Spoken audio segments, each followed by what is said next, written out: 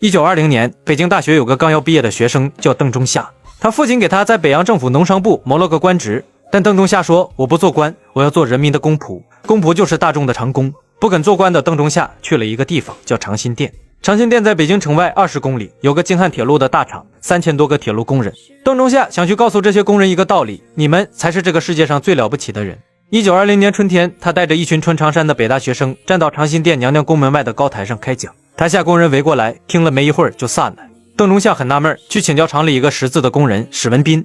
史文斌告诉他，工人白天做10几个小时的工，累得半死，谁有心思听你讲大道理？想让工人听你的，得先让工人觉得你对他有用。邓中夏听懂了，于是他不再讲大词，改办了一所学校，叫长辛店劳动补习学校，教工人们识字。可学校刚开张，来的人还是寥寥无几。工人们私下议论，耍手艺的人学这个有什么用？要给窝窝头我就去。邓中夏开始琢磨，应该根据工人劳动的情况自己编一个课本，把工人天天用的工具器物编进去，让工人知道老虎钳3个字怎么写，锉刀是哪2个字。后来工人一看，学的字就是自己天天摸的家伙事，有用，来的人就渐渐多了。穿长衫的先生为了办这个学校，每人每月只领7块钱生活费，自己只吃3块钱的伙食，省下的钱买茶叶买糖果，招待来上课的工人。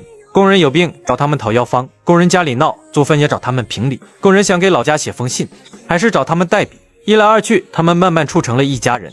学着学着，工人开始问问题了。有个工人问邓中夏，你说工人伟大，那工人为什么还那么穷？邓中夏回答，受穷不是命中注定的，也不是你八字不好，是军阀，是厂主剥削的。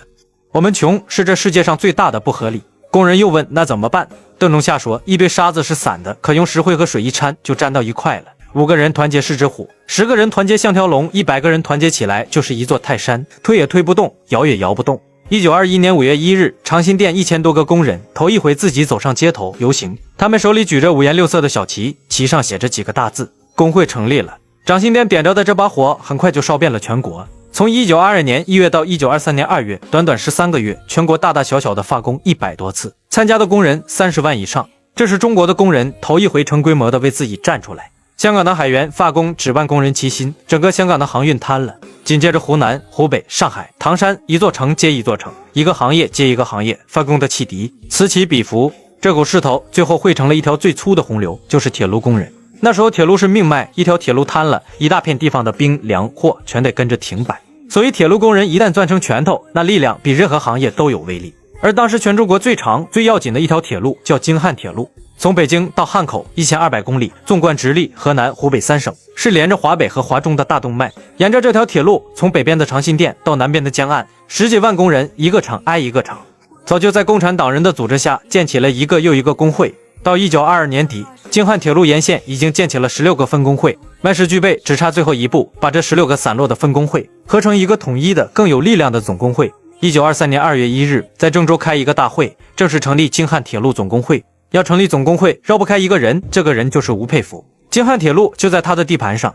吴佩孚是当时军阀中的异类，别的军阀大多大字不识几个，靠拳头说话。吴佩孚不一样，他是正经的秀才出身，读圣贤书，写的一手好字，人送外号儒将。这位大帅最爱把4个字挂在嘴边，就是保护劳工。他不光嘴上说1922年长辛店铁路工人罢工正是吴佩孚的地盘，他没怎么为难，工人还赢了。他甚至公开摆出一副姿态，我吴某人是向着你们工人的。但是对于吴佩孚来说，你们工人闹一闹，替我给别的军阀添添堵没问题，但你们要是敢动到我的命根子，那就是另一回事了。吴佩孚的命根子是钱和军队，军阀打仗靠的是兵，养兵靠的是钱，而京汉铁路恰恰是吴佩孚最大的一个钱袋子。这条大动脉每天的运费收入是他军饷的重要来源。现在铁路工人要成立一个统一的总工会，把全县10几万工人拧成一股绳，这意味着什么？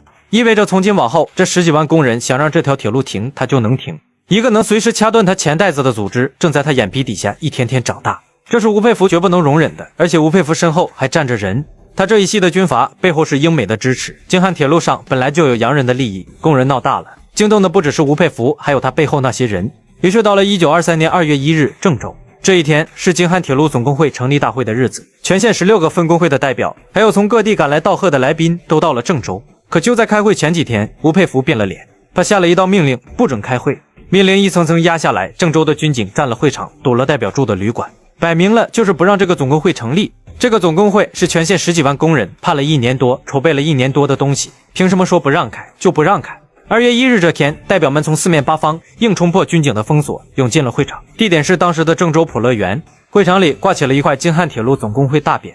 大会开始，代表们站起来，正式宣布京汉铁路总工会成立了。从宣布成立到军警冲进来，中间只隔了15分钟。军警冲散了会场，摘走了那块京汉铁路总工会的大匾，抢走了各界送来的贺匾，砸了总工会和郑州分工会的会所，把代表们从旅馆里赶出来，连夜驱逐出境。一个筹备了1年多的总工会，他挂牌的时间只有短短15分钟，工人们被彻底激怒了。当天晚上，被赶出来的总工会代表秘密聚到一起开了一个会，他们做了一个决定：既然你不让我们和平的成立工会，那我们就全线总停工。罢工的日子定在2月4日。为了方便指挥，总工会连夜把总部从郑州转移到了南边的汉口江岸。这一次，工人们喊出的口号不再是成立工会这么简单了。1923年2月4日上午9点，郑州火车站一声汽笛拉响了。这是信号，汽笛声顺着铁轨一站传一站。工人们听见后，齐刷刷放下了手里的活，司机熄火，搬到公里岗，机器停转，炉火熄灭。从上午9点到中午12点，仅仅3个小时时间，1200公里的京汉铁路全线瘫痪，2万多个工人一起停工。铁路上所有的客车、货车、军车一列都动不了。3个小时瘫痪1200公里，这样的力量在当时的中国从来没有见过。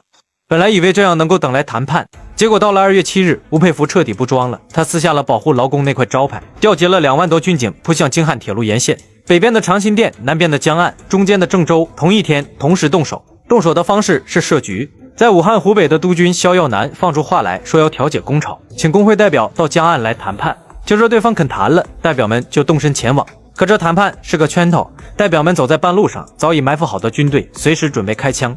紧接着，军警冲进江岸的工人聚集地，见人就打，见人就抓。那些手无寸铁、几个钟头前还安静等着谈判的工人，猝不及防，成片的倒下。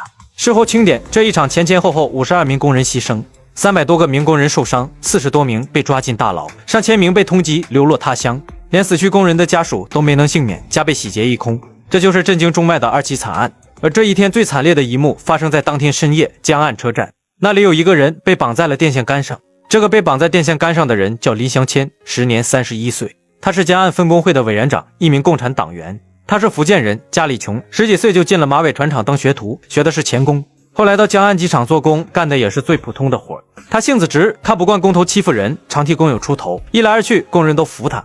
1922年，他入了党，京汉铁路总工会成立，他被选成江岸分工会的委员长。军警把林祥谦抓来，绑在江岸车站的电线杆上，他们要他下令复工，只要林祥谦点个头，让工人回去上工，这场让吴佩孚下不来台的停工就散了。林祥谦不肯，刽子手举起刀朝他身上砍了一刀，再问他复不复工。林祥谦淌着血说上工要总工会下命令，紧接着又是一刀，继续问复不复工。林祥谦的回答还是那句话，一刀一刀又一刀，每砍一刀就问一遍同样的话。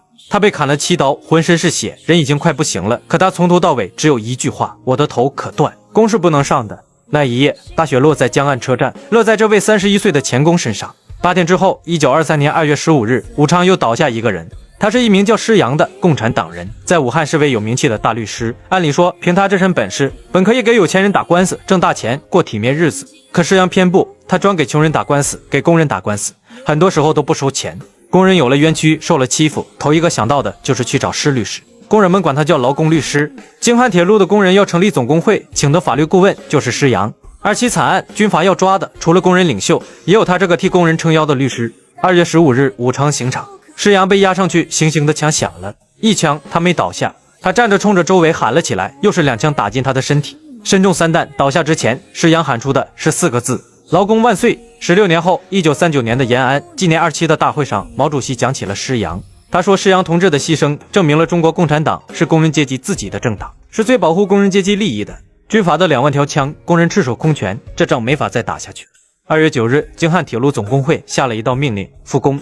这道复工令不是投降书，它是含着血泪写出来的。命令里有这样几句话：我们全体工友为保全元气，只好暂时忍痛复工，杀无工界领袖林祥谦之仇，誓死必报。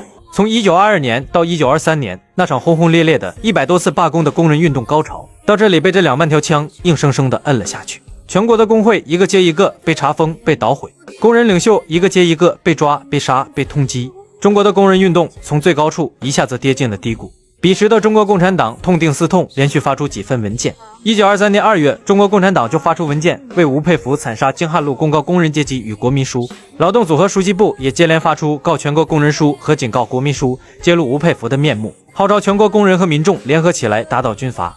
1923年5月，共产党人蔡和森在党的机关报《向导》上写下一句话，点破了这场斗争真正的对手。他说：“中国的革命跟西方不一样。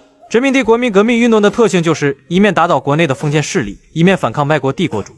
意思就是西方国家革命敌人只有一个，就是封建阶级；而半殖民地的中国，它的敌人有两个，一个是封建阶级，一个是外国帝国主义。”1945年4月24日，已经站在中国革命最前排的毛主席，在中国共产党第7次全国代表大会上说了这么一段话：“同志们，有了3次革命经验的中国共产党，我坚决相信，我们是能够完成我们的伟大政治任务的。成千成万的先烈为着人民的利益，在我们的前头英勇的牺牲了，让我们高举起他们的旗帜前进吧。”